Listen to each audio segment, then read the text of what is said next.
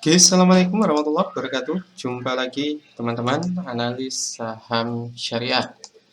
Sebelum kita mulai membahas soal saham friend, jadi teman-teman yang cari saham friend hari ini 2021 terbaru seperti apa? Jadi kita akan buat review saham friend.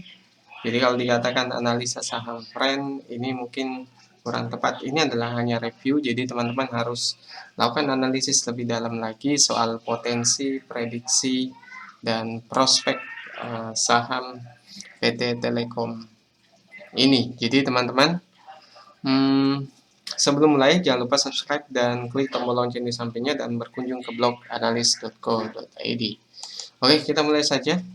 Nah, yang terbaru, sebelum itu saya mau sampaikan teman-teman disclaimer-nya. Video ini adalah tambahan informasi, bukan satu-satunya referensi analisa saham, sehingga Anda harus menimbang segala keputusan investasi yang Anda ambil, karena untung rugi semua ditanggung investor sendiri. Jadi, admin tidak bertanggung jawab atas investasi Anda. Kami tidak menjamin analisis atau review ini 100% benar. Bijaklah mengambil keputusan, gunakan strategi investasi bertahap, dan selalu persiapkan dana cash untuk jaga-jaga, teman-teman. Oke, kita mulai saja. PT Smartfren Telekom Tbk.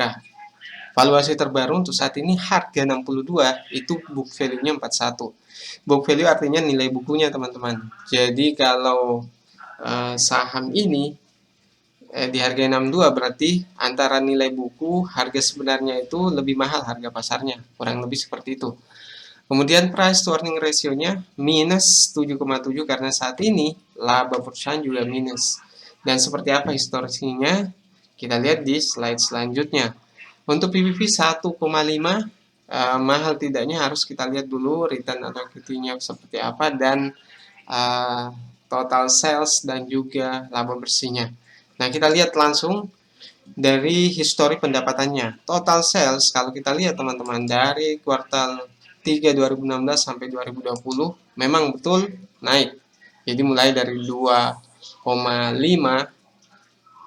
triliun naik menjadi 3,3, 3,9, 4,9, 6,8. Soal HPP, harga pokok pendapatan itu tidak ada karena ini adalah perusahaan telekomunikasi, jasa apa namanya, kuota dan sebagainya. Jadi ini tidak ada HPP-nya, teman-teman. Kemudian kalau kita lihat gross profit, sama, grafiknya sama dengan total sales, hanya ada yang berbeda nantinya, teman-teman. Operation expense-nya itu sangat tinggi dan jauh lebih tinggi dari sales-nya atau total pendapatannya. Sehingga kalau teman-teman nanti lihat di laba bersihnya, ini bisa dilihat selalu jauh lebih tinggi total pengeluarannya dibanding dengan laba pendapatan yang didapat oleh perusahaan. Nah, kita lihat laba bersihnya. Laba bersihnya juga otomatis akan minus karena kita lihat di sini tadi ini selalu jauh lebih tinggi dibanding total penjualannya. Nah, itu ada faktor-faktor penting yang teman-teman harus analisis lagi. Kalau kita buat analisis fundamental saham friend yang komplit ini mungkin bisa makan beberapa jam mungkin, teman-teman. Jadi kita singkat saja. Kemudian soal net income, jadi teman-teman yang mau investasi di saham friend, bertanya soal valuasi, histori, kalau saya pribadi ini tidak menarik untuk investasi, teman-teman, karena lihat kinerja laba bersih dan penjualannya, sekalipun penjualan selalu naik dari waktu ke waktu, tapi laba bersihnya itu tidak pernah positif, selalu rugi. Ini rugi 1,7 triliun, sebelumnya 1,6. Bahkan seiring pertumbuhan total salesnya, pendapatannya, laba bersihnya juga tumbuh. Jadi ini mengikuti pertumbuhan penjualannya. Begitu penjualannya naik, ruginya juga naik di laba bersihnya, teman-teman. Jadi ini kelihatan lagi kelihatan bahwa perusahaan ini sebenarnya untuk jangka panjang tidak menarik. Bahkan bisa saya katakan ini bisa jadi masuk kategori saham gorengan. Kalau dia biasanya terbang tiba-tiba tanpa faktor fundamental, itu jelas dia masuk kategori saham gorengan. Nah, kalau kita lihat earning per share-nya, ini juga selalu minus.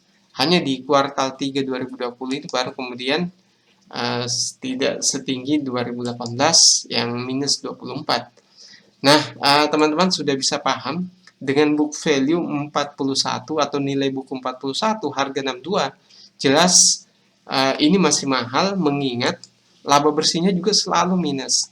Jadi kalau teman-teman berpikir mau investasi di sini, ini saya katakan kurang menarik. Tapi saya tidak katakan bahwa sahamnya tidak akan bergerak naik. Karena pergerakan harga saham bisa jadi karena faktor pasar, faktor gejolak pasar, bukan karena faktor fundamental.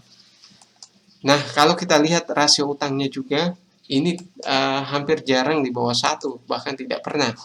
Ini selalu di atas 1,2, bahkan untuk yang terbaru saat ini 2,3, naik dibanding kuartal 3 2019.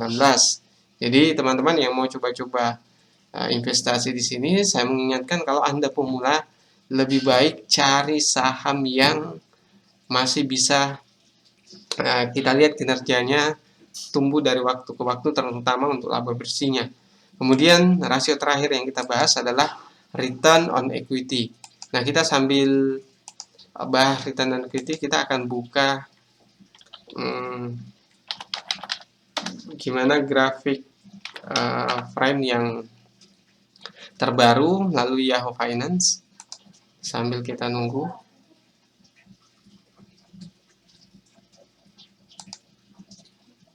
Oke, kalau kita lihat return on equity itu juga minus, teman-teman. Saham saya sudah biasa menyampaikan cara sederhana menilai harga wajar saham dengan return on equity itu mudah sekali. Kalau laba bersihnya bukan laba bersih,